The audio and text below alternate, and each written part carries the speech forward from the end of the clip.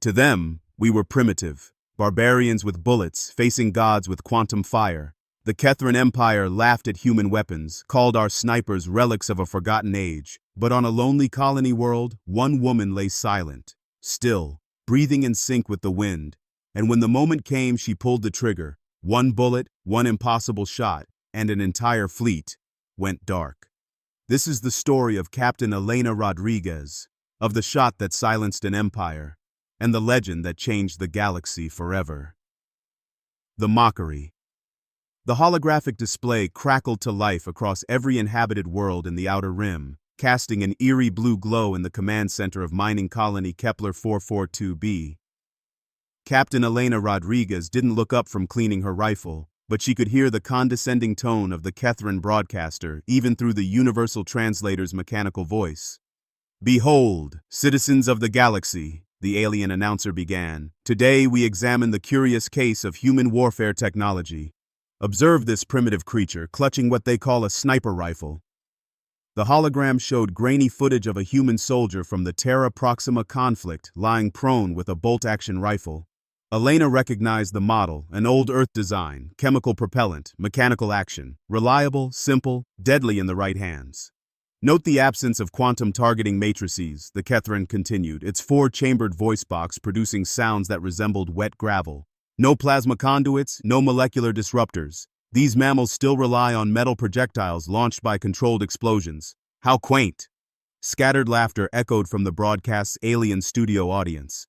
Elena's jaw tightened as she ran an oiled cloth along her weapon's barrel. Her rifle wasn't much different from the one in the broadcast, custom modifications aside. Where the Kethran saw primitiveness, she saw perfection through evolution. "Their snipers," the broadcaster continued, "require direct line of sight, atmospheric calculations, and what humans laughably call instinct. Compare this to our quantum pulse weaponry, which can bend space-time itself to strike targets behind cover, through shields, even across dimensional barriers." The alien studio erupted in chittering, gurgling sounds that passed for applause among the Kethran species. Elena had heard enough. She switched off the display and returned to her routine, muscle memory guiding her hands as she assembled her weapon with practiced precision.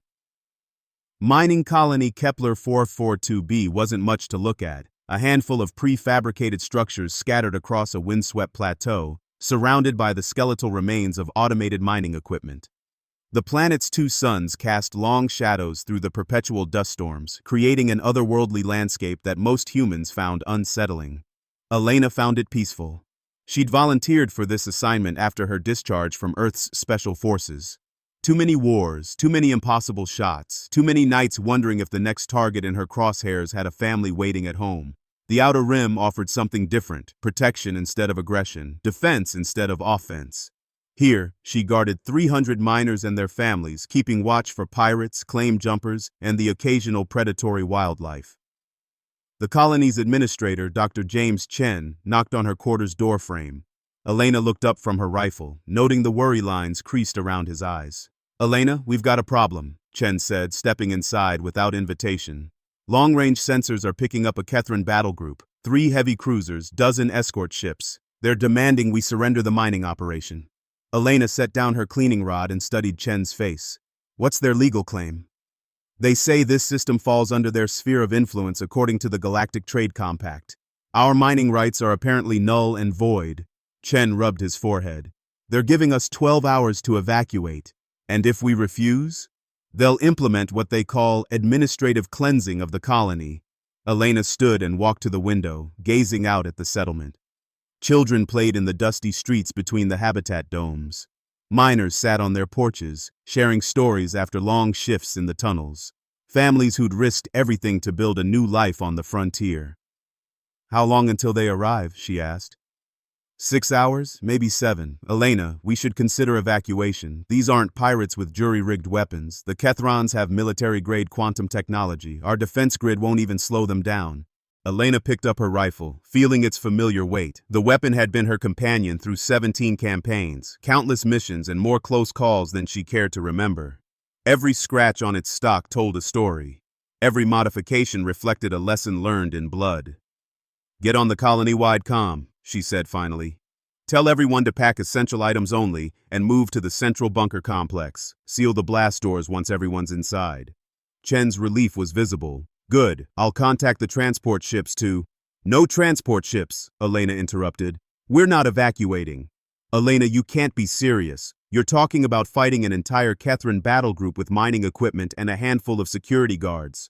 She turned to face him, and Chen saw something in her expression that made him step backward. It was the look of someone who'd made impossible shots and lived to tell about it. Someone who'd learned that the difference between victory and defeat often came down to a single perfect moment. Dr. Chen, how many people have called human technology primitive this week? Well, the Kethran broadcast was 17 different alien news networks, Elena said. I counted. They all showed the same footage, made the same jokes. Humans and their chemical propellant weapons. Humans and their mechanical targeting systems. Humans and their instinct. She shouldered her rifle and checked the scope's calibration with practiced efficiency. Maybe it's time someone reminded the galaxy why humans survived long enough to reach the stars in the first place. Chen opened his mouth to argue, then closed it. He'd read Elena's service record when she arrived at the colony. Decorations for valor, commendations for marksmanship, classified missions that even his administrative clearance couldn't access. If anyone could make the impossible possible, it would be her. What do you need? He asked. Complete evacuation to the bunkers, seal everything tight. And Chen? Elena walked to her equipment locker and began pulling out gear, ghillie suit, rangefinder, specialized ammunition. Tell the miners to keep their heads down. This might get loud. As Chen left to coordinate the evacuation, Elena continued her preparations. She'd studied Kethran technology during her military service, knew their strengths and weaknesses. Their quantum weapons were devastating, but they required enormous amounts of energy. Their shields could stop almost any projectile, but they were designed to deflect energy weapons and explosive warheads. No one had ever tested them against a precisely placed bullet traveling at 3,000 feet per second. Elena made her way to the colony's highest observation tower, a communications array perched on a rocky outcrop overlooking the main settlement. The position offered excellent visibility and multiple escape routes. More importantly, it put her within range of the orbital approach vector the Kethrans would most likely use. She settled into a prone position behind the tower's protective barrier and began setting up her equipment: rangefinder, wind gauge, atmospheric pressure monitor, the tools of her trade, refined over centuries of human warfare.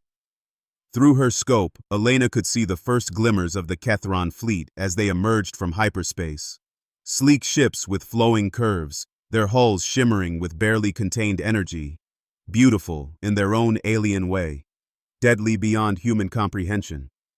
The lead cruiser was massive, easily 3 times the size of Earth's largest battleships. Its quantum pulse arrays glowed with menacing light, ready to reduce the colony to atoms with a single salvo. Elena studied its structure through her scope, looking for weaknesses, vulnerabilities, anything that might give her an edge. She found what she was looking for near the ship's central hull, a cluster of resonance nodes that helped coordinate the vessel's quantum field generators. The Kethrans probably considered them well protected, surrounded by overlapping shield matrices and point defense systems. They were right, for conventional weapons. Elena's rifle wasn't conventional. She'd spent months modifying the weapon, incorporating technology salvaged from a dozen different alien conflicts. The barrel was lined with metamaterials that could channel exotic particles. The scope included quantum sensors capable of tracking subspace distortions. Most importantly, the ammunition was her own design. Bullets with cores made from crystallized dark matter, capable of phasing through energy barriers at precisely the right frequency. It had taken her 3 years to perfect the design, working in secret during her off-duty hours. Officially, such modifications were illegal under several galactic treaties.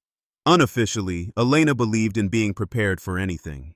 The Kethran fleet moved into orbital position with mechanical precision. Elena could hear their broadcast transmission echoing across the colony's communication array. Attention human settlement, you have 30 minutes to complete evacuation procedures. After that time, this facility will be cleansed for proper administrative use. Any resistance will be met with appropriate force. Elena adjusted her scope and began calculating. Distance, 47 kilometers, well within her maximum effective range. Wind speed, negligible in the thin atmosphere. Atmospheric distortion, minimal thanks to the planet's clear skies. Target, a resonance node roughly 2 meters in diameter, protected by quantum shields, mounted on a ship moving at orbital velocity. Impossible by any reasonable standard. Elena smiled and chambered a single round. Let's see how primitive this gets, she whispered to herself, settling in behind her rifle and waiting for the perfect moment. Part 2. The shot that changed everything. The 30-minute countdown felt like hours. Elena watched through her scope as the Kethran fleet arranged itself in perfect formation above the colony, their ships gleaming like deadly jewels against the star field. Each vessel pulsed with quantum energy, ready to unleash destruction that would make the surface uninhabitable for decades. Admiral Vextar, commanding the lead cruiser Infinite Convergence, stood on his bridge reviewing the final attack parameters. The human settlement below represented everything he despised about the younger species: chaotic, inefficient, stubbornly clinging to outdated technology. The cleansing would be swift and merciful, more than these primitives deserved. "Sir," reported his tactical officer, "surface scans detect minimal defensive capabilities. A few plasma turrets, basic shield generators, nothing that can penetrate our quantum barriers." Vextar's mandibles clicked with satisfaction. As expected, these humans still think in terms of explosive projectiles and energy beams. They have no concept of true quantum warfare. He paused, studying the readouts. "Any sign of their so-called sniper technology?" "Negative, Admiral. Our sensors detect one human with a ballistic weapon on the observation tower, but the range makes any attack impossible. Even their best marksmen cannot accurately engage targets at 47 kilometers. 47.3 kilometers, Vextar corrected automatically. Precision was everything in Kethran culture. "Begin final approach. I want this concluded quickly." Elena felt the familiar calm settling over her as the moment approached.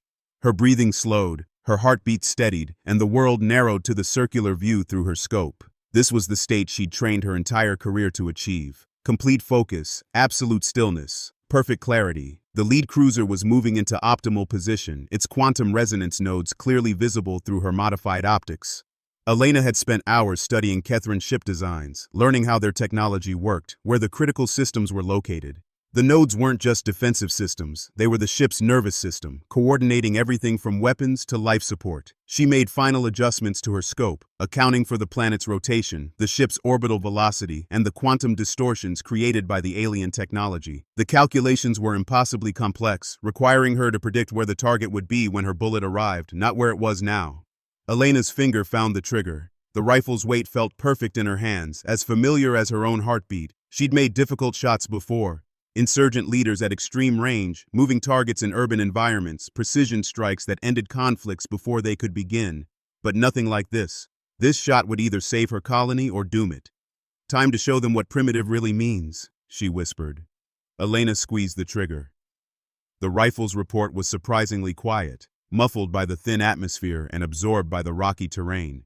The bullet left the barrel at nearly 4,000 feet per second, its crystallized dark matter core beginning to resonate as it climbed through the atmosphere. For the first few seconds, nothing seemed to happen. The Kethran fleet continued its approach, weapons charging for the cleansing bombardment. Admiral Vextar watched the countdown on his tactical display with growing anticipation. Then Elena's bullet reached the edge of space. The crystallized dark matter core began interacting with the quantum field surrounding the Kethran ships. Elena had theorized this might happen, but she'd never been able to test it. The exotic particles in her ammunition were designed to phase through energy barriers, but at these velocities and in this environment, they began to create cascade resonances. The bullet struck the lead cruiser's primary resonance node with surgical precision. For a moment, nothing happened. Then the node began to vibrate at frequencies it was never designed to handle. The quantum field generators tried to compensate, but Elena's bullet had introduced chaotic variables into their carefully calibrated systems. Admiral Vextar felt the deck shudder beneath his feet. "Report. Unknown impact on Node Cluster 7, his tactical officer replied, confusion evident in his voice. "Minimal physical damage, but we're detecting resonance fluctuations throughout the quantum matrix." "Impossible. Our shields are operating at full capacity. No projectile could penetrate." The ship lurched violently to one side as the quantum cascade began spreading. Elena's single bullet had done more than strike a target. It had introduced a virus into the ship's technological nervous system. The crystallized dark matter continued to resonate, creating feedback loops that the Kethran computers couldn't interpret or contain. Through her scope, Elena watched in amazement as the massive cruiser began to lose stability. Its sleek hull flickered as the quantum fields that held it together started to fail. Emergency lights strobed across its surface, and she could see smaller craft evacuating from its hangar bays. But the real surprise came next. The quantum cascade didn't stop with the lead cruiser. The Kethran fleet operated on linked quantum networks, each ship connected to the others for maximum coordination and efficiency. Elena's chaotic resonance began spreading through these connections like a computer virus, jumping from ship to ship at the speed of quantum entanglement. Within minutes, the entire Kethran battle group was experiencing system failures. Admiral Vextar stared at his command displays in disbelief as ship after ship reported critical malfunctions. Weapon systems offline, navigation compromised, life support fluctuating. The quantum technology that made Kethran civilization possible was turning against itself, infected by something no Kethran scientist had ever encountered. "Sir, we need to evacuate the fleet immediately," his tactical officer reported. "The cascade is accelerating. If we don't disconnect from the quantum network, we could lose all ships." "Disconnect?" Vextar's voice rose to a shriek. "That would leave us dead in space. Find the source of this malfunction." "We're trying, sir, but our sensors detect no unusual energy signatures. Whatever caused this, it's not showing up on conventional scans." Elena watched through her scope as the proud Kethran fleet began to break apart. Ships drifted out of formation, their crews struggling to maintain basic life support. The massive dreadnought that had seemed so invincible moments before was now venting atmosphere and spinning slowly end over end. She lowered her rifle and activated her communicator. "Dr. Chen, are you monitoring this?" Chen's voice crackled through the static. "Elena, what did you do? The entire fleet is in chaos. Our sensors are picking up massive system failures across all enemy ships." "I took a shot," Elena replied simply. "Seems like their quantum technology doesn't play well with crystallized dark matter traveling at hypersonic velocities." "You mean you actually hit them? From here? That's impossible." Elena shouldered her rifle and began packing her equipment. Apparently nobody told the bullet that. On his crippled flagship, Admiral Vextar was receiving reports that defied everything he knew about warfare. His engineers were describing resonance patterns that shouldn't exist, quantum cascades that violated basic physics, and system failures that spread faster than any known phenomenon. "Admiral," his communication officer announced, "we're receiving a transmission from the human colony." Vextar's mandibles clicked angrily. "Ignore it. These primitives are beneath our notice." "Sir, with respect, they may be the only ones who understand what's happening to our ships." Elena's voice filled the bridge of the infinite convergence, transmitted on an open channel that reached every ship in the fleet. Her tone was calm, professional, almost conversational. "This is Captain Elena Rodriguez of Mining Colony Kepler 442b. I'm assuming you folks are having some technical difficulties up there." Vextar's four hearts hammered in his chest. How did a primitive achieve this? Our quantum technology is centuries beyond anything humans possess. "That's the funny thing about quantum mechanics," Elena replied. "The more complex you make a system, the more vulnerable it becomes to the right kind of interference. My bullet carried a crystallized dark matter core, perfectly tuned to disrupt quantum field coherence. Your ships are basically eating themselves from the inside out." The Admiral stared at his tactical displays, watching his once mighty fleet drift helplessly in space. "You're bluffing. No human understands quantum field dynamics well enough to create such a weapon." 3 years of research, Admiral. 3 years of studying captured Kethran technology, learning how it works, finding its weaknesses. You want to know what I discovered? For all your advanced science, you never learned the most important rule of engineering. Keep it simple. Elena's transmission continued as rescue ships began launching from the colony to assist the stranded Kethran crews. "My rifle uses chemical propellant and mechanical action. No quantum fields to disrupt, no exotic particles to interfere with. Just a bullet, precisely placed, carrying exactly the right payload to exploit your technological overconfidence." As the hours passed, the scope of the disaster became clear. The quantum cascade had spread beyond the battle group, affecting Kethran ships throughout the system. Trade vessels, patrol craft, even civilian transports found their systems failing as Elena's chaotic resonance propagated through the quantum network. Word of the incident spread faster than the cascade itself. Within days, every major power in the galaxy had heard the story. A single human sniper had disabled an entire Kethran battle group with one shot. The implications were staggering. Admiral Vextar, rescued from his dying flagship by human search and rescue teams, sat in the colony's medical bay receiving treatment for exposure to his ship's failing life support systems. The irony wasn't lost on him, saved by the same primitives he'd come to destroy. Elena visited him before his evacuation to Kethran space. She found him staring out a window at the wreckage of his fleet, most of which would have to be abandoned as unrepairable. "I don't understand," he said without looking at her. "How did you know? How could you predict that your weapon would cause such devastation?" Elena sat down across from him, her rifle leaning against the wall nearby. "I didn't know for certain. But I understood something about your technology that you didn't. Which is? That complexity is fragility in disguise. Your quantum systems are marvels of engineering, but they depend on perfect conditions to function. Introduce one variable they can't account for, and the whole network becomes vulnerable. Vextar finally turned to look at her. This changes everything. If humans can exploit our technology so easily, then maybe it's time to stop calling us primitive, Elena finished. Maybe it's time to recognize that different doesn't mean inferior. As the last Kethran survivors were evacuated from the system, Elena returned to her duties protecting the colony, but she knew her life had changed forever. Word of the Kepler incident was already spreading across the galaxy, carrying with it a new understanding of human capabilities. The shot that was meant to save one small mining colony had instead shifted the balance of galactic power. And somewhere in the depths of space, other alien commanders were looking at their own advanced technology and wondering if it was as invulnerable as they'd believed. The legend's price.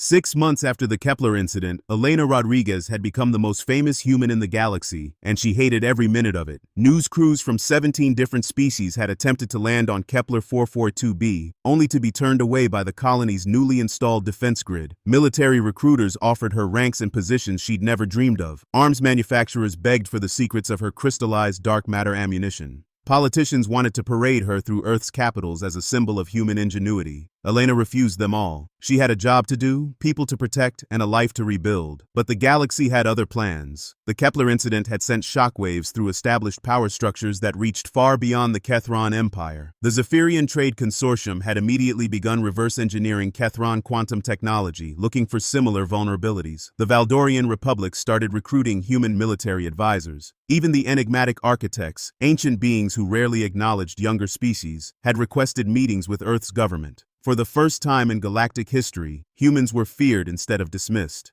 Captain Elena Rodriguez stood on the observation deck of the colony's new command center, watching mining ships return from their daily operations. Life had settled into a routine again, but she could feel the weight of watching eyes from across the stars. Surveillance drones from a dozen different species maintained constant vigil over the system, all trying to understand how one woman with an primitive rifle had accomplished the impossible. Dr. Chen approached with his daily reports, but Elena could see the tension in his expression. What is it this time? Long-range communications picked up a priority transmission from Earth Command, Chen said, handing her a data pad. Admiral Sarah Martinez wants to speak with you personally. Elena scanned the message. Admiral Martinez had been her commanding officer during the Proxima campaign, one of the few people who understood Elena's capabilities and limitations. If she was calling, the situation was serious. Patch her through to my quarters, Elena said. And Chen, make sure we're on a secured channel. 20 minutes later, Admiral Martinez's hologram materialized in Elena's quarters. The years had aged her former commander, adding gray to her hair and lines around her eyes, but her bearing remained as sharp as ever. Elena, good to see you again. I wish this was a social call. Let me guess. The Kethrans want revenge, and Earth Command wants me to come home where it's safe. Martinez shook her head. Actually, it's worse than that. We've been monitoring Kethran communications since the incident. They're not planning revenge, they're planning something much more dangerous. Elena settled into her chair, rifle within easy reach as always. I'm listening. Intelligence suggests they're developing quantum-shielded vessels specifically designed to counter your dark matter ammunition, but that's not the real problem. The real problem is Admiral Zixthara. The name sent a chill down Elena's spine. Zixthara was legendary even among the Kethrans, a military genius who had conquered 12 systems without losing a single ship. If anyone could find a way to counter Elena's technique, it would be her. She's taken personal command of a new fleet, Martinez continued. Experimental ships with isolated quantum systems. No network connections, no cascade vulnerabilities. They're calling it Project Severance. How long until they're operational? Intelligence estimates 3 months. Elena, these ships are specifically designed to siege isolated colonies. Zixthara isn't just coming for you, she's coming for everyone under your protection. Elena stood and walked to her window, looking out at the families going about their daily lives below. Children played in the dusty streets, miners shared jokes after their shifts, couples walked hand in hand through the market stalls. 300 people who had trusted her to keep them safe. What does Earth Command want me to do? Come home. Let us handle this through diplomatic channels. Your presence on Kepler is a provocation that's endangering galactic stability. Elena's jaw tightened. These people came to the Outer Rim to build something better. They trusted me to protect them. I'm not abandoning them because some alien admiral has hurt feelings. Elena, be reasonable. You're one person with one rifle. Zixithara is bringing an entire fleet specifically designed to neutralize your advantages. This isn't a fight you can win. Maybe not, Elena admitted, but it's a fight I have to have. Martinez sighed. I was afraid you'd say that. Elena, there's something else. We've been analyzing the quantum cascade from your shot. Our scientists think they understand how it worked now. And they believe it might be reproducible on a larger scale. The crystallized dark matter doesn't just disrupt individual ships, it could potentially affect entire networks simultaneously. We're talking about a weapon that could cripple every quantum-based technology in a star system. Elena felt a cold weight settling in her stomach. You want me to build a superweapon? We want you to consider the implications. If this technology falls into the wrong hands, it could destabilize the entire galactic order. But if Earth controls it, then we become the new oppressors, Elena finished. Admiral, with all due respect, I became a sniper to protect people, not to hold the galaxy hostage. Think about it, Elena. That's all I ask. The offer stands. Full support, unlimited resources, your own research facility. Just come home. After Martinez's transmission ended, Elena sat alone in her quarters staring at her rifle. The weapon that had once represented protection and precision now carried the weight of galactic politics. Every shot she'd ever taken had been calculated, measured, intended to achieve a specific objective with minimal collateral damage. The weapon Earth wanted her to build would be anything but precise. A soft knock interrupted her thoughts. Lily Chen, Dr. Chen's 12-year-old daughter, peered around the doorframe. Elena had been teaching the girl marksmanship with a low-powered training rifle, not for combat but for the discipline and focus it required. Miss Rodriguez? Dad said you look sad. I brought you some cookies. Elena smiled despite herself. Thank you, Lily. Want to sit for a minute? The girl settled into a chair, swinging her legs that didn't quite reach the floor. Are the bad aliens coming back? Elena considered her answer carefully. Maybe, but if they do, I'll be ready for them. Will you teach me to shoot like you do, in case you need help? Lily, what I do isn't something I'd want anyone else to learn. It's not a game or a skill to be proud of. It's a last resort when everything else has failed. But you saved everyone, Lily said simply. Dad told me, you made the bad ships go away with just one shot. Elena knelt down to the girl's level. Sometimes, Lily, doing the right thing creates new problems. My shot stopped one threat, but it might have created bigger ones. That's the thing about being a protector. You have to think about tomorrow, not just today. After Lily left, Elena made her decision. She activated her communicator and sent a priority message to Admiral Martinez. Admiral, this is Elena Rodriguez. I'm declining Earth Command's offer. My place is here protecting the people who depend on me, but I have a proposal of my own. She paused, gathering her thoughts. If Admiral Zixithara wants to test her new ships against human ingenuity, let her come. But this time it won't be about one shot or one rifle. It'll be about what humans do best: adapt, improvise, and never give up. I'm requesting permission to recruit a small team of volunteers from Earth's special forces. People who understand that sometimes the simplest solutions are the most effective. Elena looked out at the colony one more time, watching the sun set over the dusty horizon.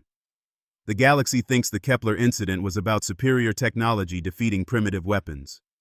They're wrong. It was about understanding your enemy better than they understand themselves. If Zixithara wants a rematch, she's going to learn that lesson the hard way.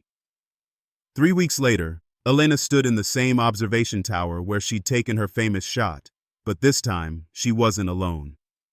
6 other snipers had answered her call. Men and women who'd served in the darkest corners of human space, who understood that sometimes the best weapon was the one your enemy never saw coming.